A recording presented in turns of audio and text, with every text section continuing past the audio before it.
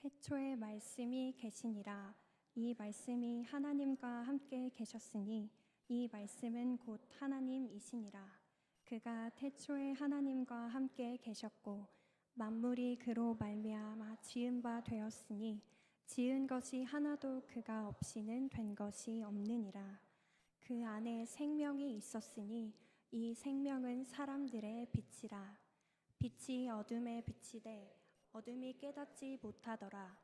하나님께로부터 보내심을 받은 사람이 있으니 그의 이름은 요한이라. 그가 증언하러 왔으니 곧 빛에 대하여 증언하고 모든 사람이 자기로 말미암아 믿게 하려 함이라. 그는 이 빛이 아니요 이 빛에 대하여 증언하러 온 자라. 참 빛 곧 세상에 와서 각 사람에게 비추는 빛이 있었나니 그가 세상에 계셨으며 세상은 그로 말미암아 지은 바 되었으되 세상이 그를 알지 못하였고 자기 땅에 오매 자기 백성이 영접하지 아니하였으나 영접하는 자 곧 그 이름을 믿는 자들에게는 하나님의 자녀가 되는 권세를 주셨으니 이는 혈통으로나 육정으로나 사람의 뜻으로 나지 아니하고 오직 하나님께로부터 난 자들이니라. 말씀이 육신이 되어 우리 가운데 거하심에 우리가 그의 영광을 보니 아버지의 독생자의 영광이요 은혜와 진리가 충만하더라. 아멘. 제가 청년 헌신 예배이기 때문에 우리 청년들에게 뭐가 필요할까? 우리 청년들이 교회 다니는 것조차 쉽지 않은 시대니까 그래서 수요일날 이렇게 많은 청년들이 와서 헌신 예배하는 것도 신기하고 서울은 수요일날 아예 안 모입니다 아무도. 우리 청년들이 이렇게 내일 또 수련회 간다고 하는데 너무 귀하고 예쁘고 사랑스럽고 저도 청년의 시기를 거쳐왔지만 우리 청년들이 어떤 은혜를 받아야 될까 이런 고민을 조금 했습니다. 그리고 처음 와보는 교회니까 물론 우리 임 목사님 뵙고 참 좋은 교회일 거라는 걸 목사님 만나보면 알잖아요. 너무 좋은 목사님이라는 거. 예. 그래서 여러분 와서 보니까 역시나 우리 성도님들 잘 반겨주시고 얼굴들 보니까 너무 은혜롭고 감사한 마음이고 오늘 우리 청년들에게 좀 필요한 제목, 그래서 제목이 그냥 예수 그리스도입니다. 오늘 예수 그리스도에 대해서 제가 만난 예수님, 우리 청년들이 만나야 될 예수 그리스도를 여러분에게 좀 나누려고 합니다. 여러분 예수님이 누구신가요? 우리 청년들 예수님 믿고 계세요? 아니면 교회가 좋아서 우리 교회 문화가 너무 좋고 어른들도 좋고 교회 가면 좋은 사람들 많으니까 이렇게 교회 다니고 계시진 않습니까 혹시? 저는 그 중학교 3학년 때 교회를 처음 갔거든요 혼자. 제가 8남매 막내인데 그렇게 안 생겼죠. 예, 저 이제 어머니 아버님 다 천국 가셨고 다 불신자셨어요. 제가 고등학교 1학년 때 수련회 가서 예수님을 인격적으로 만났는데 이제 한 명도 믿지 않는 가정이니까 여러분 8남매가 얼마나 8남매 혹시 있으세요? 예. 오, 어구 예뻐라. 예. 이제 저런 분들은 저희 누나뻘인 거죠. 예. 맨 위에가 우리 형님이고 형하고 저하고 21살 차이 나거든요. 그리고 형이고 딸 6을 낳은 거죠. 아들 하나 더 낳으려고 시골에서. 예, 저 하나 낳으려고. 근데 제가 목사 된다 그래서 우리 아버지 난리 났었는데 저희 막내 저희 형님 딸 조카하고 저희 와이프하고 나이가 1살 차이밖에 안 나요. 그럴 수 있죠. 나이가 많으니까. 제가 고등학교를 이제 시골에서 학교를 다니다가 저희 누나들이 저희 아버지가 맨날 술 먹고 엄마 패고 막 아시죠? 시골에서 보통 교회들 그러잖아요. 저희 아버지가 막 술 먹으면 엄마 패고 엄마 돈 벌어가지고 몰래 숨겨놓으면 그 돈 또 찾아가지고 가서 술 드시고 막 이런 집에 태어났어요. 태어나다 보니까 애는 또 가난하면 애도 많이 낳잖아요. 그래서 저희 누나들이 이제 너무 일찍 이 중고등학교 졸업하고 일찍 사회생활을 했는데 저가 시골집에 있으면 안 되겠다. 이렇게 해서 중학교 3학년 때 저를 이 도시 자기가 혼자 살고 있는 그 상하방이죠. 상하방 아세요? 예, 뭐 요즘 원룸이라고 해야 되나? 그런 집에 혼자 사는 저희 막내 누나가 저를 구출해 줬죠. 누나는 일요일 날 일을 하러 가는데 저보고 여기 가까운 교회를 좀 가라고 혼자 있지 말고 해서 교회를 처음 다녔는데 여러분 제가 고등학교를 갔는데 저희 선생님이 저희 때는 가정 조사를 했어요. 숫자 몇 명인지 아시죠? 예. 이제 엄마 아빠 빼고 조사한다. 한 명 이렇게 하는 거예요. 그래서 애들이 한 절반 들었어요. 저희 반에서 50 몇 명, 60명 가량 됐는데 절반이 이렇게 다 외동 딸, 외동 아들인 거죠. 다 들더라고요. 2명 하니까 또 남은 절반 중에서 한 절반 정도 들어요. 그때부터 제 마음이 콩탕콩탕 거리는 거예요. 전 8명인데 저 때는 다 그 아이들을 많이 안 낳는 저 때잖아요. 그러니까 2명 이런데 그때부터 가슴이 뛰기 시작해요.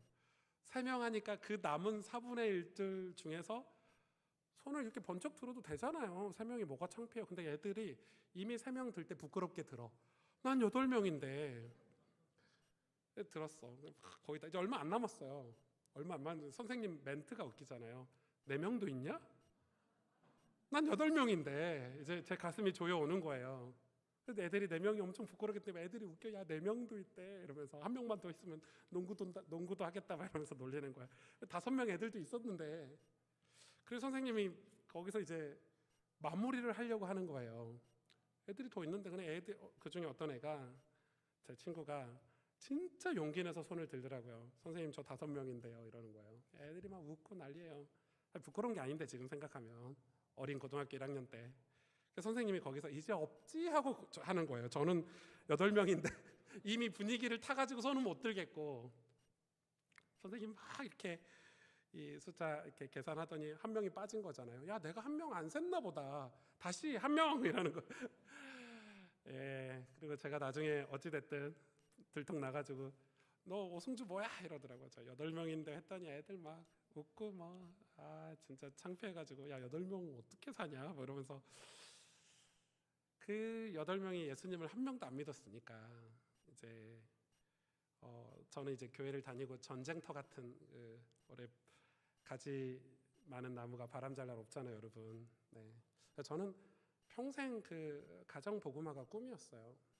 또 교회 가면 뭐 장로님, 권사님 아들 딸들 너무 부러웠고 또 저희 목사님 막내 아들이 제 친구였는데 너무 부러웠어요. 제가 이제 3년 신앙생활을 진짜 뜨겁게 했거든요. 고등학교 1학년 때 예수님 인격적으로 만나고 제가 공부를 잘 못해서 실업계 학교를 다녔는데 실업계 학교는 학교가 일찍 끝나잖아요. 그래서 수요 예배, 금요 철야, 새벽 예배 이런 거 다 다녔거든요. 고등학교 때. 공부도 못하는 애가 교회에서 은혜를 많이 받아가지고 그리고 그 실업계 학교니까 공부 조금만 열심히 하면 내신 1등급 받거든요. 내신 1등급 받아서 부산에 있는 그 고신대학교라고 신학과를 이제 간 거예요. 또 부산에 갔더니 또 집에서 멀리 떨어져 있어가지고 그 낯선 곳에 전라도 사람이 부산까지 가가지고 거기서 신학교를 4년 다니면서 얼마나 방황을 많이 했는지 몰라요. 왜냐면 공부도 못하지. 신학교에서 말하는 뭐 헬라어, 히브리어, 뭐 교회 역사, 뭐 성경 지리, 뭐 조직 신학 이런 말들이 무슨 말인지. 왜냐면 고등학교 3년 교회 다니고 신학교를 갔으니까. 근데 집에 전화하면은 뭐 아빠가 엄마 팼다 그러지. 우리 누나는 이혼했다 그러지. 이런 식의 신학교를 다닌 거죠. 그래서 제가 내가 목사를 할 수 있나 나는 왜 이 길을 가고 있지? 제가 신학교 3학년 때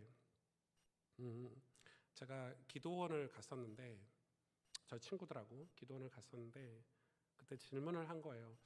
하나님, 제가 교회 다니는 것도 힘들고 또 이렇게 신학교에 와가지고 목사가 되는 것도 실력이 없고 아무것도 능력이 없는 제가 우리 집은 저렇게 난리인데 제가 이렇게 기도해도 눈물로 기도해도 가정이 하나도 변화되지 않고 늘 가난하고 너무 힘들다 뭐 이런 기도를 진짜 그 기도원에 가서 한 7일 정도 있다 왔는데 그때 제가 진짜 하나님이 저를 만나 주신 거예요.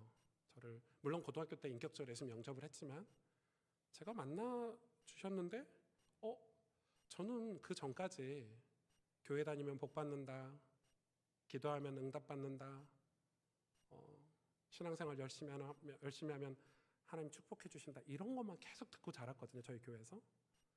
근데 제가 그때 기도원에 가서 성경을 읽으면서 기도하고 이렇게 성경을 일독을 하려고 간 거예요. 근데 제가 고등학교 때 성경도 제대로 안 읽고 신학교를 갔었는데 제가 군대 갔다 와서 성경 읽기, 성경 같이 공부하는 저희 그룹에 들어가서 그 그룹이 같이 기도원을 간 거였거든요. 성경을 읽는데 교회에서 듣는 설교하고 좀 다른 거예요. 그리고 제가 성경을 한 번 읽고 두 번째 읽을 때 예수님을 찾으면서 읽어야 되겠다. 창세기부터. 여러분 창세기부터 예수님 찾으실 수 있으세요? 창세기 예수님이 계실까요? 안 계실까요? 안 계세요? 계세요? 네, 이 교회는 계셔야죠. 예. 딴 교회도 아니고 임 목사님 목회하니까 역시.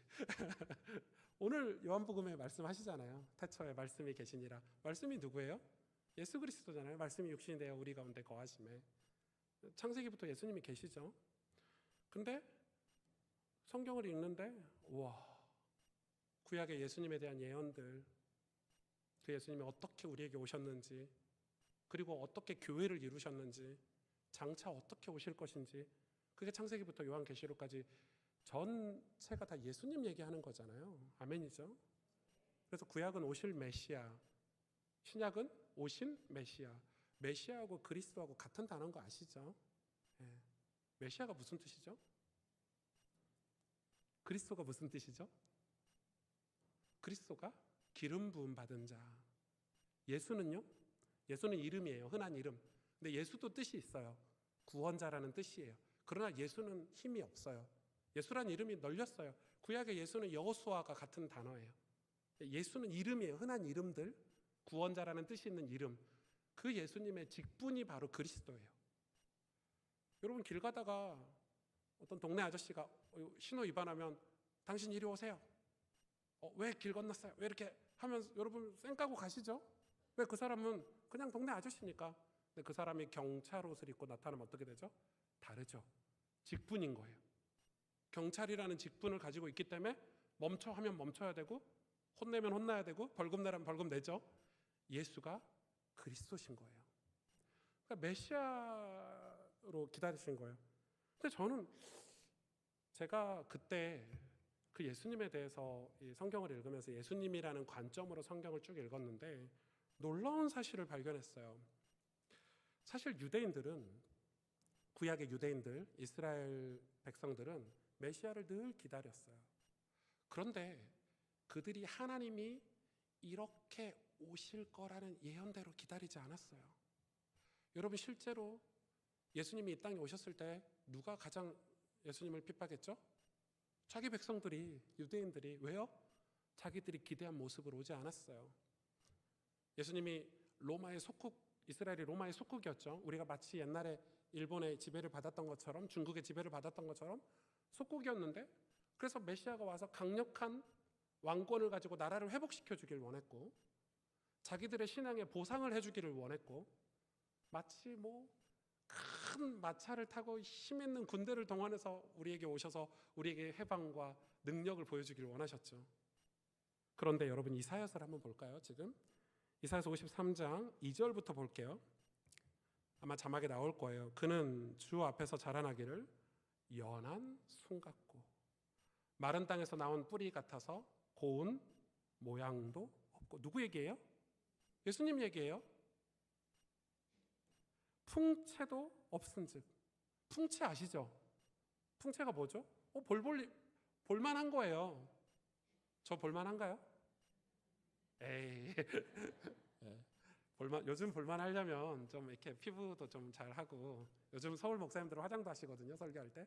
전 좀 이해가 안 되는데 좀 볼만해야죠. 풍채. 근데 풍채가 아예 있다 없다? 없다. 누가요? 예수님이. 그 뒤에 말이 더 웃겨요.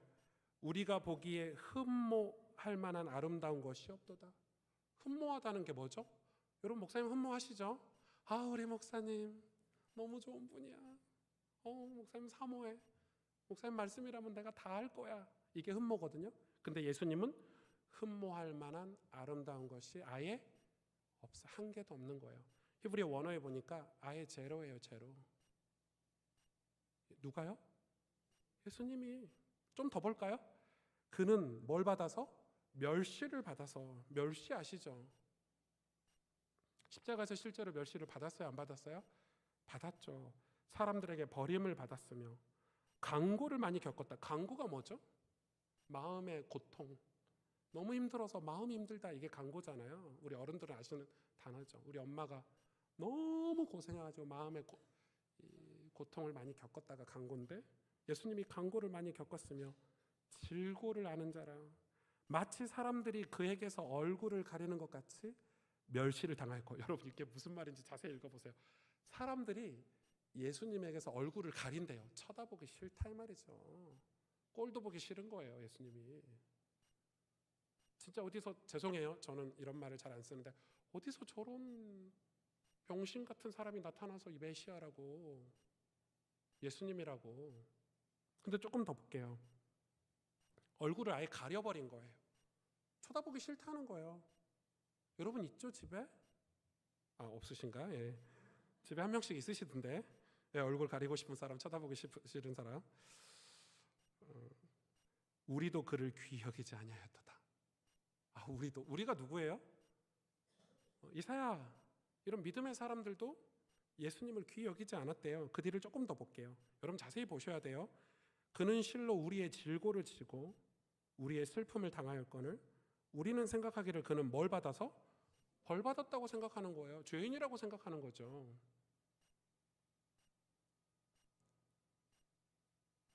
그가 찔림은 우리의 허물 때문이요 그가 상함은 우리의 죄악 때문이라. 그가 징계를 받음으로 우리는 평화를 누리고 그가 채찍에 맞음으로 우린 나음을 받았도다. 쭉 말씀이 있어요. 나중에 보면은 예수님이 도수장에 끌려간 어린 양 같대요.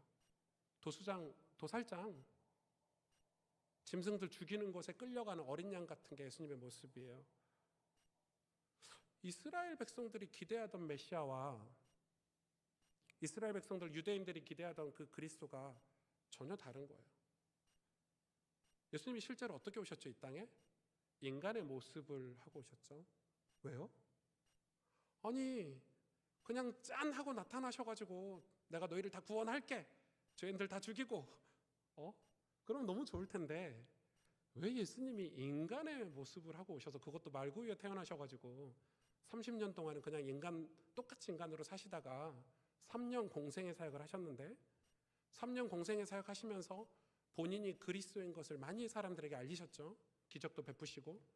그리고 나서 제자들을 세우시고 예수님이 이제 십자가의 질고를 당하러 십자가를 지실 때 제자들이 어땠어요? 우린 가룟 유다만 배신했다고 생각하는데 예수님 12제자가 다 배신했어요. 사실은 베드로도 떠났어요. 왜요? 예수님과 함께 있으면 위험하니까. 예수님 별 볼 일 없으니까. 우리가 기대하던 그리스도가 아닌 거예요. 어떻게 로마 병사들한테 저렇게 힘없이 당할 수 있냐? 어떻게 저렇게 힘이 없는 메시아가 있을 수 있냐? 그 무리들이 호산나 호산나 찬양하던 무리들이 다 배신하고 떠났어요. 그럼 예수님이 왜 이런 모습으로 우리에게 올까? 저는 이게 그때 대학교 3학년 때, 신학교 3학년 때 이 이사야서를 읽으면서 이 성경책을 넘기질 못했어요. 예수님이 이렇게 오신 이 모습이 우리의 모습인 거예요. 죄의 모습인 거예요. 그게 내 모습인 거예요. 그런데 우리는 나은 사람이고 괜찮은 사람이고 아름다운 사람이고 매력적인 사람이라고 생각해요. 교회를 다니면서도. 그러니 예수님을 받아들일 수가 없는 거예요.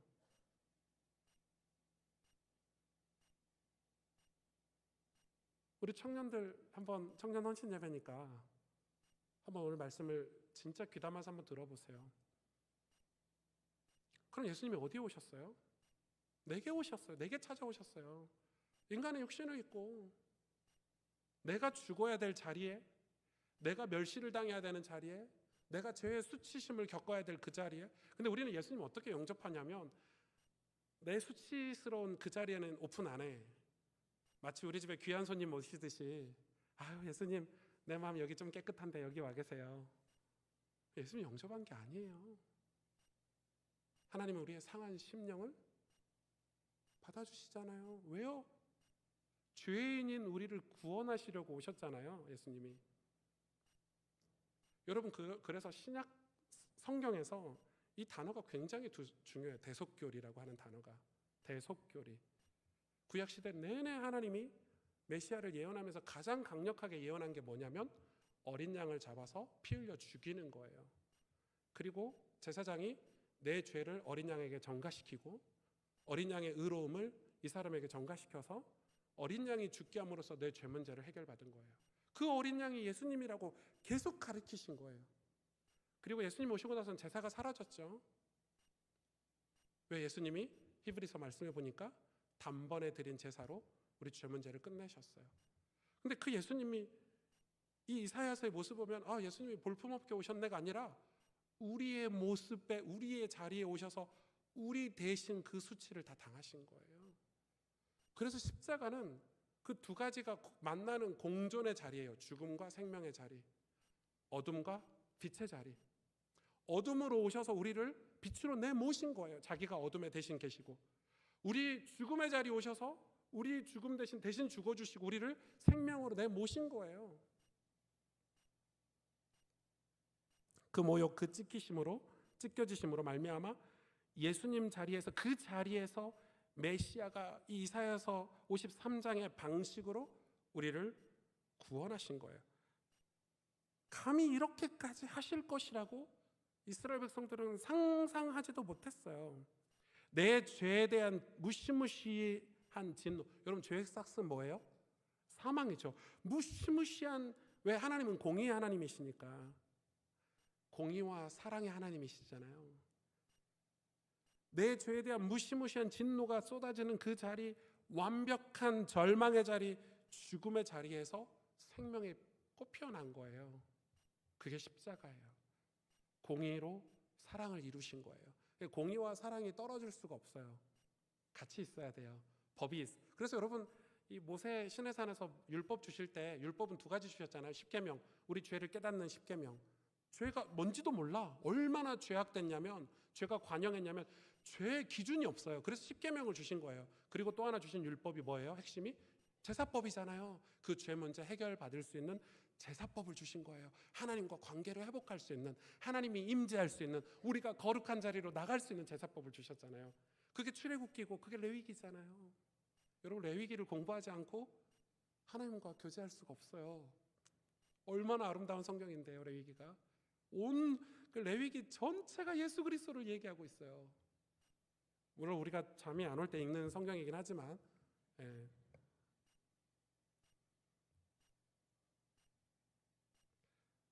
이 모든 것이 이루어진 것이 십자가예요. 절대 만날 수 없는 죽음과 생명의 자리, 심판과 구원이 만난 자리가 십자가예요.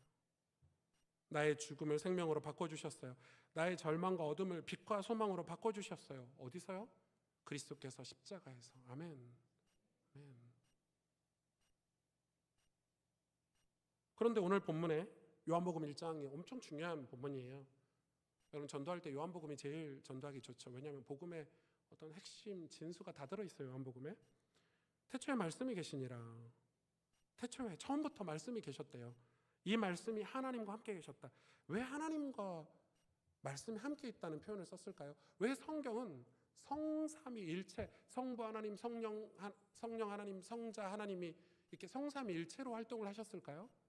우리를 구원하시기 위해서. 원래 한 분 하나님이신데 자기가 직접 죽어야 되니까. 근데 아버지가, 하나님은 죽으실 수 없는 분이기 때문에 성삼위일체로 일하신 거예요. 일하신 거. 이해가 되세요? 네. 성령이 우리를 도우시잖아요. 우리에게 은혜 주시고 깨닫게 하시고 우리를 보호하시고 인도하시잖아요. 보혜사 성령이시니까. 그래서 성삼위 하나님 자체가 서로 협력하고 서로 도우시면서 인류를 구원하시기 위해서 성삼위일체 하나님으로 드러내신 거예요. 하나님은 한 분 하나님이세요. 우리를 구원하시기 위해서 성자 예수님으로 이 땅에 오신 거죠. 하나님이 직접 오신 거예요. 사실은 예수님이 하나님이에요. 오늘도 그렇게 표현하고 있잖아요. 이 말씀은 하나님과 함께 계셨으며 이 말씀은 곧 하나님이라. 말씀이 하나님이에요. 그런데 이 어느 정도냐? 그가 태초에 하나님과 함께 계셨고 만물이 그로 말미암아 지은 말씀이 뭐다? 창조주다. 예수님이 뭐다? 창조주다. 지은 것이 하나도 그가 없이는 된 것이 없느니라. 그 안에 생명이 있었으니 이 생명은 사람들의 빛이라. 빛이 어둠에 비치되 어둠이 깨닫지 못하더라. 여러분, 어둠이 깨닫지 못하죠. 여러분, 집에 깜깜한데 형광등 불빛이 탁 켜면 어둠이 깨닫습니까? 오, 빛이 오셨군요. 저 빛하고 함께 있고 싶어요. 그럽니까? 아니죠. 빛이 사라지죠. 종종 우리가 막 마귀하고 많이 싸우시는데 남편을 마귀로 믿지 않는 남편을 마귀로 믿지 않는 내 자식들을 원수 마귀로 생각하시는데 그럼 마귀하고 싸우는 게 뭐죠? 뭘까요? 예.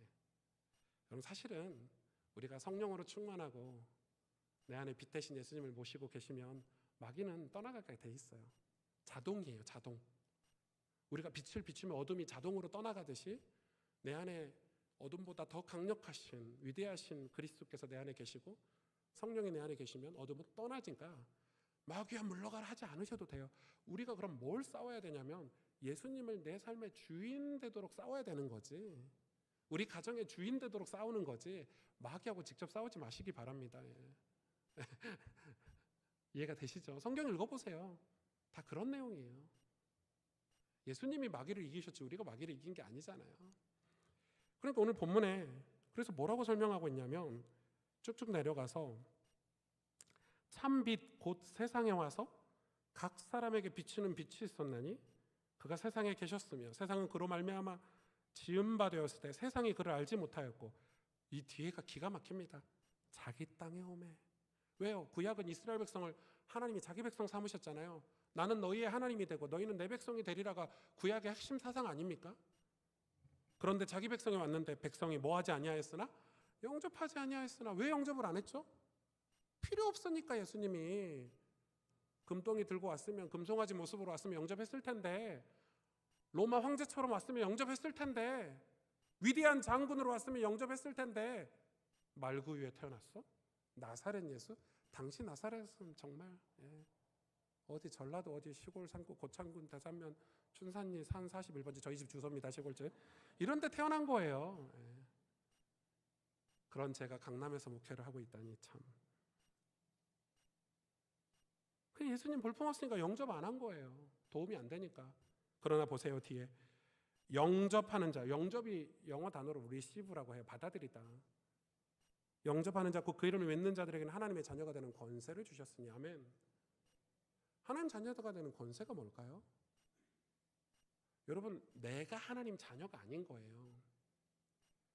예수님이 내 안에 계시면 나는 하나님 자녀가 될 수 있구나, 양자가 될 수 있구나란 예수님에 대한 믿음을 얘기하는 거예요. 예수님을 모셨기 때문에 하나님이 나를 보실 때 오승주로 보지 않고 내 안에 그리스도가 계신 걸 보고 나를 양자 삼아 주시는 거예요. 아멘. 내가 아니에요. 천국에 오승주가 가는 게 아니에요. 예수 그리스도로 옷 입었기 때문에 받아주시는 거예요. 그래서 신약성경에 예수님을 다 옷으로 표현하고 예수님이 임마누엘 우리와 함께 계심으로 표현하고 요한복음 15장에 보니까 그는 뭐 포도나무고 나는 가지고 붙어있는 걸 표현하고 계속 함께 있는 걸로 표현하잖아요. 예수님 붙잡고 있어야 천국에 갈 수 있다고 표현하잖아요. 왜요? 우리가 의로워서 천국 가는 게 아니라고요. 예수님이 의로우신데 그분이 내 안에 오셨기 때문에 우리가 천국에 가는 거라고요. 어느 정도냐? 하나님의 자녀가 되는 권세를 주셨는데 이 권세가 뭐냐? 혈통으로나 육적으로나 사람의 뜻으로 나지 아니하고 오직 하나님께로부터 난 자들이니라. 말씀이 육신이 되어 우리 가운데 거하심에 우리가 그의 영광을 보니. 그의 영광이 뭐예요? 예수님의 영광을 보니? 예수님의 영광을 어떻게 봐요? 십자가에 죽은 볼품없는 사람인데. 근데 여러분 진짜 예수님 믿는 사람은 예수님이 어떤 분인 줄 알잖아요. 우와, 제가 그 기도원에서 성경을 읽다가 갑자기 이게 막 이사야서를 읽다가 너무 감격이 차는데, 왜냐면 그 전까지는 우리 집안 배경, 우리 엄마 아빠 문제, 우리 부모님 문제, 내 가정 문제, 내 배경 문제, 와 나는 아무것도 안 되네 이렇게 막 시련에 있다가 성경을 통해서 예수님 만나고 나니까 나 하나님 자녀네. 하나님 자녀가 다른 말로 표현하면 뭔지 아세요? 하나님이 내 아버지시네. 우와, 제가 막 너무 신나는 거예요. 하나님이 내 아버지네. 놀랍지도 않으시는가 봐요. 예. 제가 얼마나 여러분 놀라운 축복인지 설명해 드릴까요? 구약에 여러분 성경 속 좋아하는 인물들 누가 있으세요? 다 구약의 인물들이죠. 왜요? 신약의 인물들은 다 순교당했거든. 다 일찍 죽고. 그래서 여러분 바울 별로 안 좋아해. 바울이 전한 복음만 좋아하지. 우리 아이들을 바울처럼 되게 해주세요 기도하는 부모님 한 명도 없어요. 바울은 일찍 죽었거든. 예수님이 12제자 다 일찍 죽었어요. 막 거꾸로 목 매달아 죽고 십자가에 목 잘려 죽고. 목사님한테 물어보세요. 그러니까 신약 인물 좋아하는 어른들 본 적이 없어. 다 요셉처럼 되게 달라요. 형통해야 된다고. 모세와 같은 지도자가 되게 달라고. 다윗과 같은 왕이 돼야 된다고. 전부 다 회개하셔야 돼요. 예, 진짜. 우리는 사실 모세, 다윗, 요셉 이런 사람들은 사실 예수님을 예표하는 사람들이고, 우리는 그 반대쪽에 있는 사람들이죠. 요셉의 형들. 모세가 아니고 금송아지 섬긴 그 타락한 이스라엘 백성들. 다윗이 아니고 우리 다 사울왕 아닙니까, 솔직히? 아멘 안 하실 줄 알았어요. 우리 교회 성도들도 10년째 설교하는데 아멘 안 하거든요. 근데 그 구약의 그 위대한 인물, 여러분이 닮고 싶은 그 위대한 인물들이 단 한 번도 하나님을 아버지라 한 적이 없어요. 단 한 사람도, 단 한 절도 아버지란 단어가 나오지 않아요. 구약 읽어보세요. 하나님을 감히 아버지라고 한 없어요.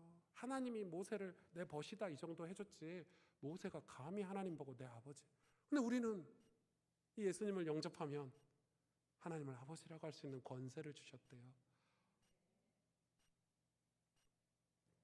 그 권세가 뭐냐? 그의 영광을 보니 아버지의 독생자의 영광이요 은혜와 진리가 뭐하더라? 충만한.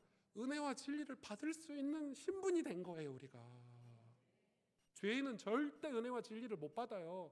여러분, 구약에 지성소에 하나님 임재하시는 곳에 제사장이, 대제사장이 1년에 한 번 들어가는데 다리에다가 방울 달고 들어갔어요. 왠지 아시죠?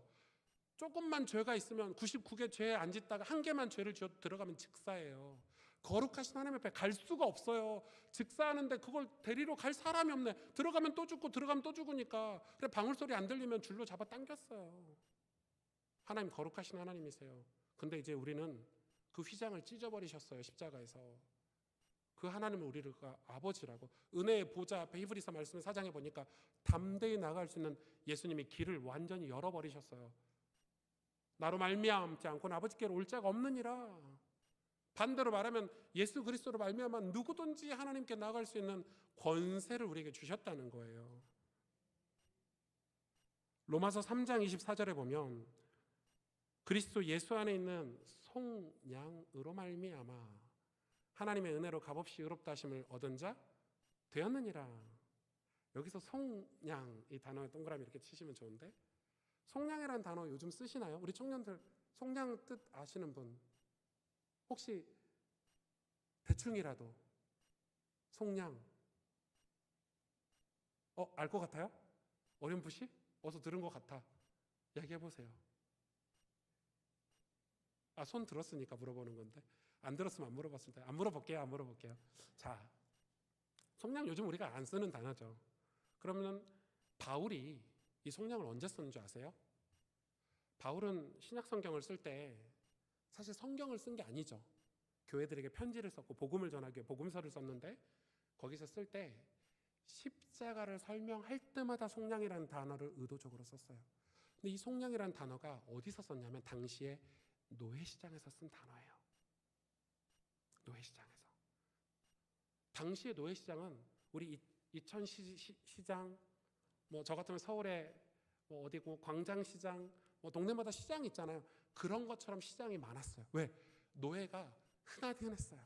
노예를 다 사고 파는 시장이 흔한 곳이었어요. 당시 노예법은 어디에, 로마법 중에 어디에 속해 있는 줄 아세요? 가축법에. 사람이 아니에요. 가축이에요. 가축법 밑에 노예법이 있었어요. 실제로. 끔찍하죠. 제가 이 속량이라는 단어에 꽂혀가지고 노예제도를 또 공부했다 아닙니까? 여러분, 불과 몇백 년 전만 해도 미국 대륙의 미국이 남북전쟁으로 노예제도를 없애기 전까지만 해도 아프리카에서 노예를 팔았죠. 미국으로 싣고 갔어요. 노예 상선이라고 해서. 여러분, 배가 이렇게 있으면요, 노예를 최대한 많이 실어야 되니까 머리하고 다리를 이렇게 엇갈려서 바닥부터 쫙 눕힙니다. 머리 이쪽, 다리 이쪽, 또 머리 이쪽, 다리 이쪽, 이런 식으로 바닥에 깔아요. 그 위에 판넬도 안 깔아. 그대로 또 위에다 깔고 맨 밑에 있는 사람은 무게 때문에 죽어요, 안 죽어요? 자, 보세요. 왜 그렇게 했는지. 가득 실어서 미국 아프리카 대륙에서 미국까지 가는데 빨리 가면 2달 배가 당시에 늦게 가면 3달. 그럼 물은 밥을 줘요 안 줘요? 안 주죠. 화장실이 없어. 누워서 가야 되는데 계속. 그래 가판 위에서 이게 물을 뿌려요. 그러면 받아 먹는 사람이 있고 못 받아 먹는 사람도 있죠. 우연히 내 입에 오면은 땡큐인 거야. 그래서 미국의 대륙에 만약에 태풍이라도 만나서 늦게 가봐요. 하루라도. 다 썩어요. 그 중에 살아남는 노예들 있죠. 그게 가치가 높아서 비싸게 판 거야. 여러분 인간이 얼마나 악한지 모릅니다. 그런데 불과 몇백 년 전의 일이에요 그게.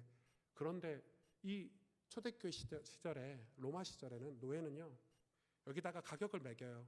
그 당시 자료에 보니까 노예 평균값이 5만 원에서 15만 원. 15만 원은 젊고 튼튼하고 이빨 좋고 뭐 말 잘 듣고 이런 노예겠죠. 15만 원 써 있어요. 몇 세겔 이런 식으로 써 있거든요. 좀 싼 거는 5만 원. 또 1+1도 있었대요. 그럼 사가면 노예를 사가잖아요. 그러면 주인이 이 가문의 상징을 여기다가 인도로 찢어요. 이 노예는 내 거야.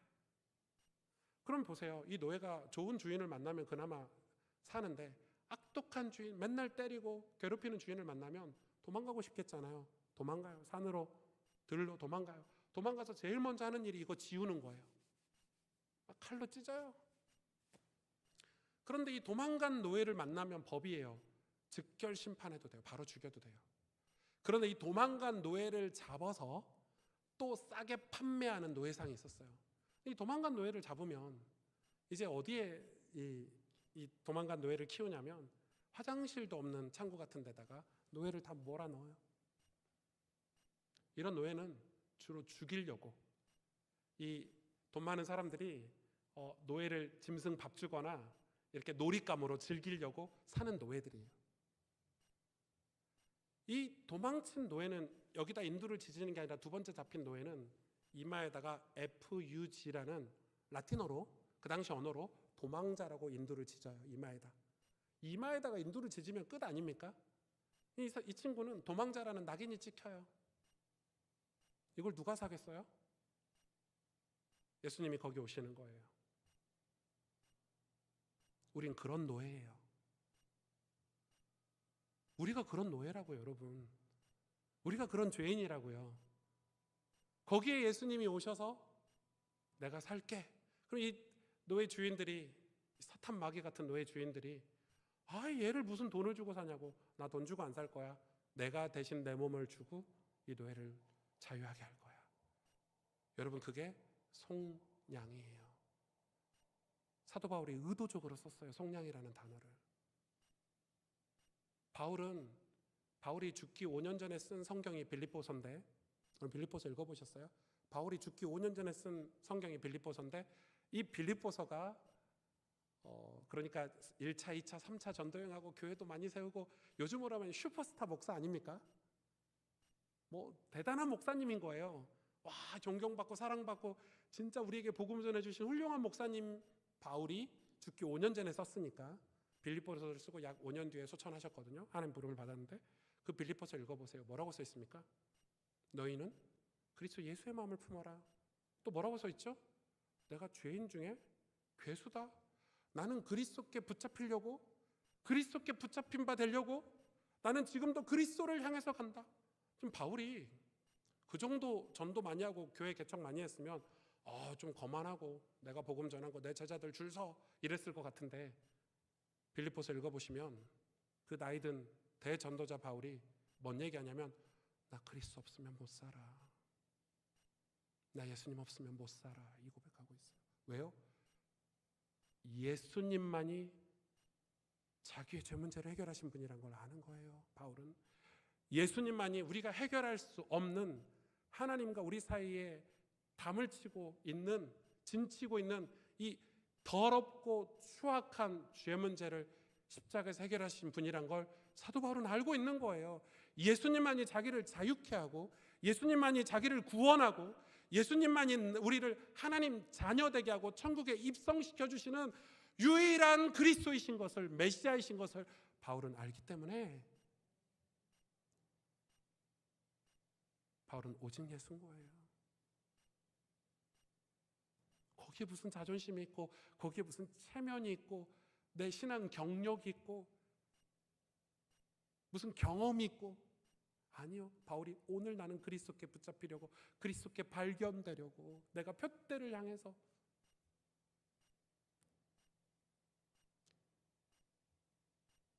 예수님은 세상이 매겨준 가치 따위에 관심 없어요. 세상이 매겨준 가치, 우리 청년들한테 우리 어른들이 그러죠. 너 대학교 어디 나왔어? 너 직장 어디 다녀? 결혼을 했어 안 했어? 지겹죠, 교회에서 물어보면. 제가 결혼하고 애가 안 생겨가지고 8년 동안 우리 권사님이 제 엉덩이를 툭툭 쳐요. 목사인데 툭툭 쳐, 부교육자 때 툭툭 쳐서, 아유 우리 목사는 밥을 잘 안 먹나 봐. 이게 뭐냐면 애 못 낳는다고 우리 권사님들이 이렇게 이제 모교회니까 사랑하는 마음으로. 그럼 제가 민망해 죽는 거예요. 안 그래도 힘들어 죽겠는데 애 안 생겨가지고. 우리는 교회 안에도 이런 세상이 매겨준 가치로, 너 직장 어디 다녀? 너 연봉은 얼마 받아? 우리 청년들한테 막 어른들이 그런단 말이에요. 그러지 좀 마세요. 세상에서도 그렇게 질문하고 쳐다보는데 교회까지 와서 넌 결혼했어 안 했어? 애는 몇 명이야? 뭐 이런 거 물어보지 마. 여러분도 그거 힘드셨잖아요. 근데 왜 청년들한테 또 똑같이. 여러분 안 그러시는데 우리 교회 어른들은 그러더라고요. 여러분 안 그러신 것 같아. 돈은 얼마나 조건과 가치를 매기죠.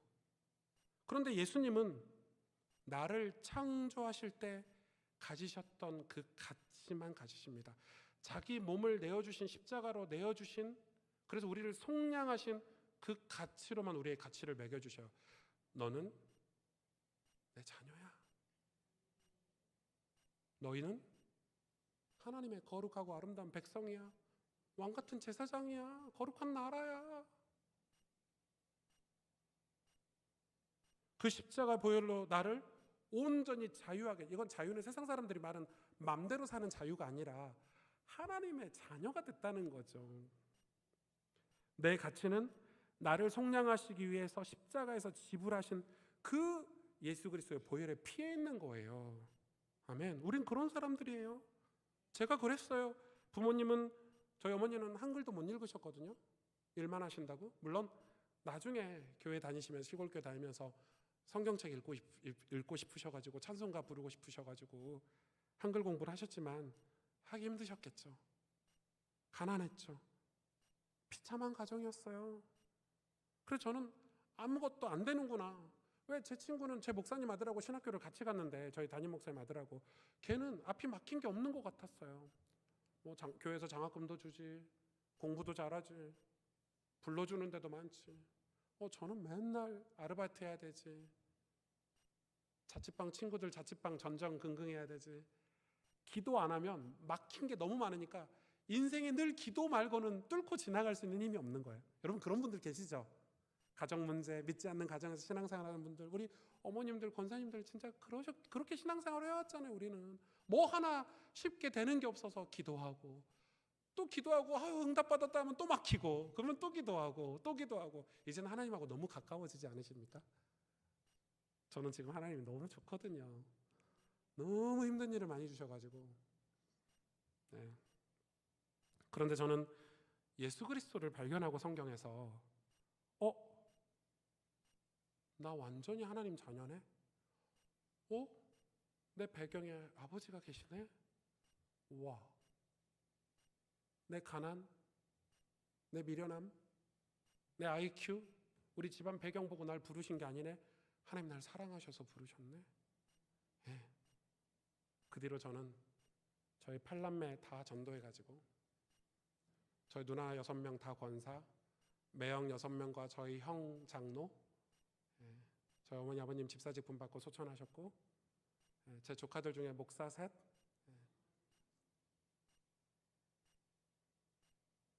그거 자랑하려고 한 건 아니고 그냥 그렇게 돼요. 제가 한 게 아니에요. 하나님이 그러려고 부르셨는데. 그래서 여러분 우리는 늘 복음을 배워야 돼요. 우리 청년들은 복음을 배우셔야 돼요. 청년부 목사님에게, 목사님 우리 복음 가르쳐 주세요. 예수님 가르쳐 주세요. 그래서 내 얘기가 예수님 얘기로 바뀌어야 돼요. 나는 죽고 예수로 사는, 예수님이 내 안에 오셔서 나와 함께 하실 때 우리는 세상에 빛과 소금으로 살아야 되겠다. 여러분, 내가 빛과 소금이 돼야지. 난 하나님 자녀가 될 거야. 난 응답받는 사람이 될 거야. 아니라니까요. 신분은 그런 게 아니에요. 권세는 그런 게 아니에요. 위로부터 주신 거예요. 빛이 뭘, 내가 어둠을 물리쳐야지. 어둠과 빛 싸운 거 보신 적 있으세요? 오늘 집에 가다 한번 테스트 해보세요. 자동차 헤드라이트 꺼보세요. 깜깜한데. 그러면 사고 나니까 하지 마시고 세워놓고 불 딱 켜보세요. 어둠이 막 한번 이겨보려고 막 머물러 있고 막 이러지 않잖아요. 마귀요? 그리스도 예수 앞에서 아무것도 아니죠. 자꾸 목사님들이 마귀와 하나님의 대결 구도를 가는데 그 이단됩니다. 잘못하면. 마귀도 함부로 못해요. 하나님 허락하시지 않으면. 욥기서를 읽어보세요. 마귀는 피조물이에요. 타락한 천사, 피조물. 제가 지금 마귀 얘기를 하려고 하는 게 아니에요. 예수님 얘기를 하려고 하는 거예요. 예수 그리스도, 그분이 내 안에 계실 때 그분을 어디 영접해야 돼요? 내 죄가 가장 수치스러운 그 자리에 예수님 영접하셔야 되는 거예요. 방문 딱 닫아놓고, 우리 신방, 목사님 신방 오시면은 거실에 있는 쓰레기 다 방에다 밀어놓고 문 딱 잠궈놓고, 목사님 여기는요 우리 아들 방인데 문을 안 열어주네요. 다 거짓말하잖아요. 예. 목사님 여기만 안 보시고 깨끗이 치워놓은 데만 보세요. 예수님 영접 그렇게 하시면 큰일 나요. 하나님 기뻐하지 않으세요. 하나님 상한 심령을 기뻐하신대요. 왜? 예수님은 우리를 구원하러 오셨어요. 내 죽음을 대신하려고 오셨어요. 내 수치를 대신하러 오셨고, 내가 멸시받아야 되는데 대신 받으러 오셨고, 내가 십자가 져야 되는데 대신 지러 오셨어요. 내 사망을 대신 감당하러 오신 거예요. 예수님 영접을 어디에 해야 돼요? 여러분, 예수님 영접기도 하셨죠? 어디에 해야 돼요? 멀쩡하게 양복 입고 깨끗하게 소지되어 있는 내 마음에 하시는 거예요? 아니요. 가장 수치스러운 내 마음 한구석에 어릴 때부터 받았던 상처받은 그곳에 예수님 오시옵소서. 주님 나의 주인이 되어 주시옵소서. 주님이 나의 구원자이십니다. 제가 대학교 3학년 때 그 예수님을 다시 영접했어요. 혼자. 우와, 저 이사여서 읽는데 진짜 막 손이 바르르 떨리더라고요. 내가 예수님을 잘 몰랐구나. 모르는데 어떻게 믿어요? 안 믿는데 어떻게 구원받아요? 예수님 모르니까 맨날 자기 의를 드러내고, 예수님 모르니까 맨날 불신앙하고 맨날 불평하고 원망하고 사는 거예요. 예수님을 진짜 아는 사람들은 불평 원망 안 해요. 할 수가 없어요. 물론 잠깐 육체가 약하기 때문에 할 수는 있지만, 진짜 예수 그리스도를 아는 사람들은, 여러분 그게 사도 바울이 얘기하는 거잖아요. 찬송과 영광, 은혜와 진리가 충만하더라. 그 아들 독생자 영광을 보니 주님 우리를 속량하셨어요. 속량이란 단어가 대속이라는 단어하고 똑같아요. 대속하셨어요. 대신 죽어주신 거예요. 나 대신 예수님이. 그리고 우리 보고 뭐라 그래요? 너는 이제 하나님 자녀답게 살으라고. 너는 이제 죄 문제 끝났다고. 너는 하나님의 백성으로 멋지고 아름답게 주님의 일을 하면서 살라고 우리를 내모시는 거예요. 심지어 그냥 모시지도 않았어요. 보혜사 성령을 보내주셔서 세상 끝날까지 내가 너희와 함께, 항상 함께 하겠다. 아멘. 말씀을 정리할게요. 제가 뭐 설교를 길게 한다고 예수님을 잘 아는 건 아니고, 여러분 우리 청년들은 복음을 배우셔야 돼요. 교회 일을 배우기 전에, 교회 행정을 배우기 전에, 교회 조직을 배우기 전에. 아닌가요? 우리가 다 죽고 청년들만 남았다고 생각해 보세요. 복음이 없다고 생각해 보세요. 교회 미래, 예수 그리스도의 생명의 복음이 희미해지고 사라진다고 생각해 보세요. 교회요? 유럽 교회처럼 금방 관광지대요. 우리나라는 관광지도 안 돼. 교회 건물을 유럽처럼 멋있게 못 지었기 때문에. 그냥 폐허되는 거예요. 아무것도 안 남아요. 그러니 젊은 시절에 예수 그리스도를 알려고, 그분을 만나려고, 그분에 대해서, 그분이 우리에게 복음이 된 사실을. 복음은 뭐예요? 복된 소식이잖아요. 예수님의 십자가 죽으심과 부활하심, 그로 말미암아 우리가 구원받은 소식이잖아요. 복음을 배우셔야 돼요. 성경을 통해서. 이 복음으로 충만해져야, 이 복음으로 뜨거워져야, 이 복음의 사람이 돼야 우리가 일평생 하나님 앞에 쓰임을 받을 수 있는 거예요. 하나님 쓰시는 사람은 돈 많은 사람, 능력 있는 사람, 지혜로운 사람 아니라는 거 우리 성경에 기록하고 있잖아요. 고린도전서에도 말씀하고 있고 빌립보에서도 말씀하고 있고. 복음 가진 사람을 쓰시죠. 예수 그리스도의 십자가를 경험한 사람을 쓰시죠. 하나님은 왜 복음 가진 사람을 쓰실까요? 하나님은 지금도 인류에게 복음을 전하고 계시기 때문에. 아멘. 하나님 지금도 인류의 구원을 위해서 일하고 계시기 때문에, 영혼 구원을 하고 계시기 때문에 복음 가진 사람을 쓰시는 거예요. 그가 가난하든 부자든 상관없어요. 그가 배경이 어떻든 상관없어요. 하나님 배경 주셔서 써요. 내가 너의 배경이야. 하나님 저의 배경인 거예요. 제가 강남에 개척하려고 개척한 건 아니고 어쩌다 보니까 청년 8명하고 개척을 했는데, 시골에서 모교에서 14년 부교육자 생활하고 도망치듯이 나와가지고 강남에 우리 청년들 8명하고 강남 스터디룸 빌려서 개척했거든요. 여러분 강남 아시죠? 저희 교회에서 한 블록 떨어지면 사랑의 교회 오정현 목사님, 이쪽으로 한 블록 떨어지면 강남 침례 중앙교회 아시죠? 최병락 목사님. 이쪽으로 한 걸음 가면 유명한 김양재 목사님 교회, 조금만 가면 뭐 분당 우리 교회, 뭐 이렇게 내놓으라는. 제가 거기서 개척하니까 누가 우리 교회로 오겠어요? 여러분 같으면 우리 교회 오겠어요? 사랑의 교회 가지. 거기 가면 엘리베이터도 있는데 우리 교회 엘리베이터가 없어가지고 우리 아이들이 늘 시험 들고. 제가 뭐 설교를 잘합니까? 뭘 잘합니까? 초일교 가면 영어 예배도 있고, 저희 교회 가면 유명한 사람도 있고, 연예인들도 교회 다니고. 와, 저런 교회 가지 누가 저희 교회에 오겠어요? 근데 그거 아니에요. 하나님 그런 교회도 쓰시지만 복음 전하는 모든 목회자들을 쓰신다는 저는 확신이 있었어요. 내가 복음 가지고 있는데, 내가 이 예수 그리스도의 복음을 전하는데 하나님 복음 들을 사람 보내시겠지. 제가 가는 것도 아니에요. 하나님 다 보내시더라고요. 어디서든 오세요. 신기하죠? 저 개척한다고 할 때 다 안 된다고 미쳤냐고, 누가 강남에 개척하냐고, 신도시에 가서 개척해야지, 누가 맨 땅에 헤딩하냐고, 분립 개척해야지, 그래도 성도 몇 명이라도 있어야지, 재산이라도 있어야지, 별의별 얘기를 다 하시더라고요. 내가 성경 읽어보니까 안 그렇던데. 여러분 신약 성경 읽어보셨죠? 교회 개척 얘기, 빌립보서, 에베소서, 고린도전서, 후서. 또 요한계시록 보면 소아시아 7교회 얘기 들어보셨죠? 하나님이 7 금초대 사이를 운행하시고 하나님 어떤 교회를 쓰시는지 들어보셨죠? 복음 가진 교회, 복음 가진 청년들. 저는 우리 이 귀한 교회, 우리 목사님 제가 좋아하지만 우리 예강교회가 예수 그리스도로 충만한 교회, 이 복음으로 충만한 교회 되셔서, 그럼 복음이 충만하면 하나님 쓰실 수밖에 없어요. 이곳에 하나님의 영광이, 은혜와 진리가 충만하게 돼요. 여러분 이 지역 복음화는 복음으로 살리는 거예요.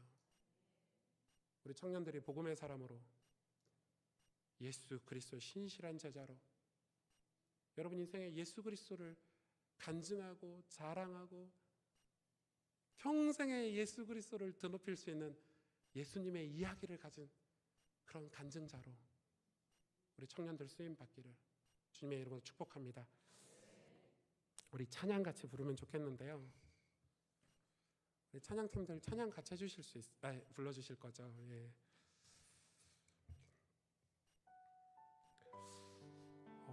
정말 우리 청년들과 같이 부르고 싶었던 찬양인데, 우리 찬양 같이 오늘 말씀 생각하면서 같이 믿음으로 고백합시다. 나 무엇과도 주님을 바꾸지 않으리. 나 무엇과도 주님을 바꾸지 않으리. 다른 어떤 은혜 구하지 않으리. 주님만이 내 삶의 도움이시니 주의 얼굴 보기 우리 다시 한번 고백합시다. 원합니다. 나 무엇과도 주님을 바꾸지 않으리. 나 무엇과도 주님을 바꾸지 않으리. 다른 어떤 은혜 구하지 않으리. 다른 어떤 은혜 구하지 않으리. 오직 주님만이 오직 주님만이 내 삶의 도움이시니 주의 얼굴 보기 원합니다. 주님 사랑해요. 주님 사랑해요. 온 마음과 정성 다해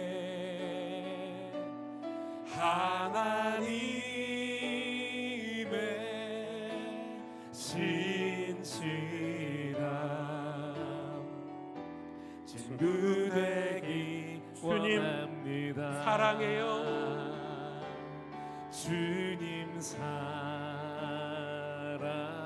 사랑해요. 온 마음과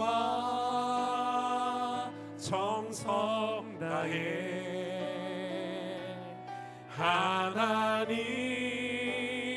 하나님의 진실함 친구 우리 다시 한번 고백합시다. 원합니다. 나 무엇과도 주님을 바꾸지 않으리. 나 무엇과 우리 청년들의 고백이 되기를 원합니다. 바꾸지 않으리. 나를 위해 십자가에 죽으시고 부활하신 다른 어떤 은혜 우리 예수 구하지 그리스도로 않으리. 우리 삶이 새롭게 되어지기를 오직 원합니다. 주님만이 내 삶의 도움이시니 주의 얼굴 보기 우리 함께 고백합시다. 원합니다. 주님 사랑해요. 주님 사랑해요.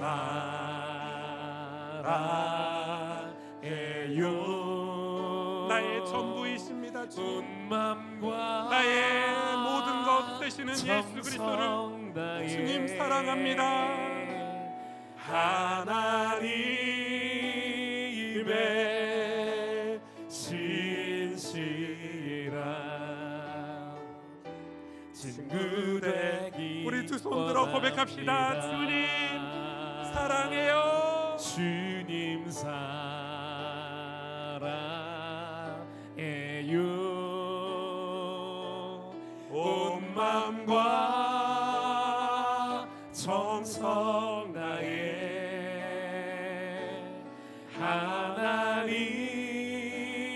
하나님의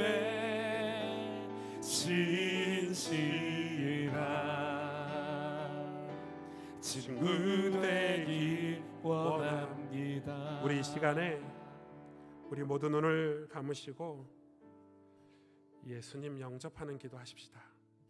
물론 여러분 다 예수님 영접하셨고 여러분 마음속에 예수님 함께 계신다는 거 알고 있습니다. 그러나 저는 거의 매일 예수님을 영접합니다.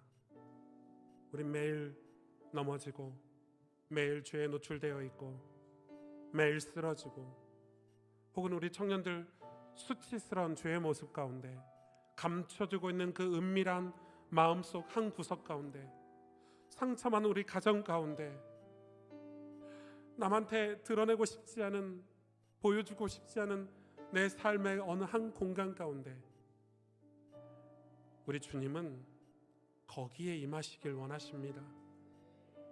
우리를 위해서 십자가에 죽으시고 우리를 위해서 고통을 당하시고 우리를 위해서 멸시를 당하시고 우리에게 자유를 주시려고 우리에게 평안을 주시려고 우리를 불쌍히 여기셔서 우리를 구원하시려고 우리에게 하나님 자녀의 신분과 권세를 주시려고 주님은 우리의 가장 연약한 곳에 찾아오신다고 약속하셨습니다.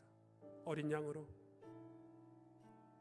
오늘 우리 마음에 손을 얹고 주님 내 마음속에 들어오시옵소서. 우리 주님을 내 삶의 중심에 모십니다. 우리 가정의 중심에 모십니다. 주님이 주인 되어 주시옵소서. 우리 가정의 주인 되어 주시고 내 삶의 주인 되어 주시고 내 인생의 주인 되어 주시옵소서. 사랑하는 우리 교회의 주인 되어 주셔서 하나님 이곳에 은혜와 진리가 충만하게 하여 주시옵소서. 우리 예수님이 영접하는 기도, 우리 하나님 앞에 진솔하게 같이 기도하도록 하겠습니다. 아버지 하나님 감사합니다. 주님 우리를 축복하여 주시고 우리에게 이 놀라운 복음을, 우리에게 놀라운 은혜를 우리에게 허락하여 주셔서 감사합니다. 아버지 하나님, 우리의 은밀한 죄악 가운데 우린 그거 부끄럽다고 하지만 주님 앞에 우리의 연약함을 드러내고 하나님께 도움을 구하며 하나님 주님 내 안에 오셔서 가장 수치스러운 그 자리에 오셔서 주님 그 어떤 죄라도 그곳에 오셔서 우리의 죄를 다 해결하시고 우리의 죄를 다 속죄하시고 우리의 죄를 대속하신 주님, 우리를 속량하신 주님, 예수 그리스도로 말미암아 우리를 새롭게 하시고 이제 죄의 자녀가 아니라 마귀의 종이 아니라 하나님의 자녀로 살게 하신 주님, 주님을 찬양합니다. 주님 내 안에 오시옵소서. 우리 가정의 주인 되어 주시옵소서. 우리 인생의 주인 되어 주시옵소서. 하나님 우리 마음속에 내 삶의 주인 되어 주시옵소서. 주님만을 모시고 살고 싶습니다. 주님과 함께하는 주님의 집 성막 삼아 하나님 나와 함께 하시며 나와 함께 하시겠다고 약속하신 임마누엘로 오신 주님을 모시고 살고 싶습니다. 주님만 따르겠습니다. 주님만 바라보겠습니다. 하나님 우리에게 은혜를 베풀어 주시고 역사하여 주시옵소서. 은혜 베풀어 주실 줄 믿습니다. 성령으로 역사하시고 은혜 베풀어 주시옵소서. 나 무엇과도 주님을 바꾸지 않으리. 나 무엇과도 주님을 바꾸지 않으리. 다른 어떤 은혜 구하지 않으리. 오직 주님만이 내 삶의 도움이시니 주의 얼굴 보기 원합니다. 주님 사랑합니다. 주님 내 평생 주님만 사랑하고 살겠습니다. 주님만 사랑하는 이 축복과 응답을 누리게 하여 주시옵소서. 정성 다해 하나님의 시시라 친구 되기 원합니다. 제가 마지막으로 한 번만 더 같이 기도했으면 좋겠는데요. 오늘은 청년 헌신 예배니까 우리 청년들 위해서 기도해주고 싶어요. 우리 청년들 자리에서 한번 다 일어나 보실래요? 그냥 일어나시면 돼요. 뭐 특별한 거 안 시킬 거예요. 우리 어른들 여기 권사님, 장로님, 우리 집사님, 부모님들 다 계시죠? 제가 서울에서 목회하는데 제가 생명 걸고 지금 목회하는 제 목회 비전이 있는데 그게 바로 청년이에요. 다음 세대예요. 우리야 실컷 복음 누리고 축복받고 그래 천국 갔다 칩시다. 우리 청년 세대는요, 이 교회는 누가 지킵니까? 이 복음은 우리 다음 세대들에게 누가 전합니까? 우리 유치부 아이들, 초등부 아이들에게 누가 성경 교사가 되어주고 이 복음을 가르칠 수 있습니까? 청년이에요. 청년들이 얼마나 힘든 줄 아세요? 사회적으로는 위아래 치이죠. 교회에서도 위아래 치이죠. 어느 한편에 서지도 못하고 우리 청년들이, 그런데 이 교회 오니까 너무 예쁘게 헌신하는데 사실 청년 세대가 쉬운 세대가 아니에요. 우리 어른들이 우리 청년들의 든든한 부모와 멘토와 후원자들이 되어주셔야 돼요. 기도의 배경이 되어주셔야 돼요. 내 자식들만 기도하지 마시고 여러분 냉장고에도 붙이고 성경책에도 붙이고 자동차에도 붙여서 우리 청년들의 이름을 붙여놓고 하나님, 우리 청년들 하나님 사용하여 주세요. 우리 청년들 복음 세대가 되게 해달라고, 우리 청년들 축복해달라고, 우리 청년들 하나님이 힘달라고, 교회를 붙잡고 계신 하나님이 능력의 오른팔로 우리 청년들 붙잡아달라고 기도해야 돼요. 오늘 짧은 시간이지만 우리 청년들을 향해서 하나님 우리 청년들에게 은혜 주세요. 우리 시간 우리 모든 분들이 같이 우리 청년들을 향해서 한번 한 목소리로 하나님 앞에 같이 기도하도록 하겠습니다. 아버지, 우리 청년들을 사랑하시는 주님, 이 귀한 젊은이들, 이 귀한 하나님 청년들, 다음 세대들 하나님 긍휼히 여겨 주시옵소서. 하나님 불쌍히 여겨 주시기를 원합니다. 이들이 오직 예수 그리스도를 발견하고 복음의 사람이 되게 하여 주시옵소서. 이 귀하고 귀한 청년의 때에 하나님의 사람들, 하나님의 자녀, 하나님의 백성 되게 하여 주시기를 원합니다. 사랑하는 청년들, 하나님 주님 두 손에 부탁합니다. 주님께 아뢰입니다. 주님, 우리 청년들을 붙잡아 주시고 이들의 괴로움을 아시고 이들의 강구를 하시는 주님, 청년들의 친구가 되어주시며 청년들의 보호자가 되어주시고 우리 청년들을 하나님 감싸 안아주시고 주님 품에, 주님 십자가 안에 품어주셔서 우리 청년들이 믿음의 세대로 일어설 수 있도록 용기와 믿음을 주시옵소서. 하나님, 교회가 우리 청년들을 사랑하게 하시고 우리 교회가 청년 세대를 놓치지 않게 하시며 우리 청년들의 든든한 배우가 되게 하시고 배경이 되게 하시며 부모가 되게 하시고 멘토가 되게 하시며 하나님, 우리 모든 청년들을 살리는 교회가 될 수 있도록 하나님 순복음 예강교회를 축복하여 주시옵소서. 우리 청년들을 통해서 하나님이 영광을 받으시고 하나님 축복을 허락하여 주실 줄로 믿습니다. 주의 은혜가 우리 청년들에게 함께 있게 하여 주시옵소서. 우리 청년들에게 격려의 박수 한번 하길 원합니다. 아멘. 네. 제가 기도하고 모든 말씀 순서를 마치겠습니다. 한번 같이 기도하겠습니다.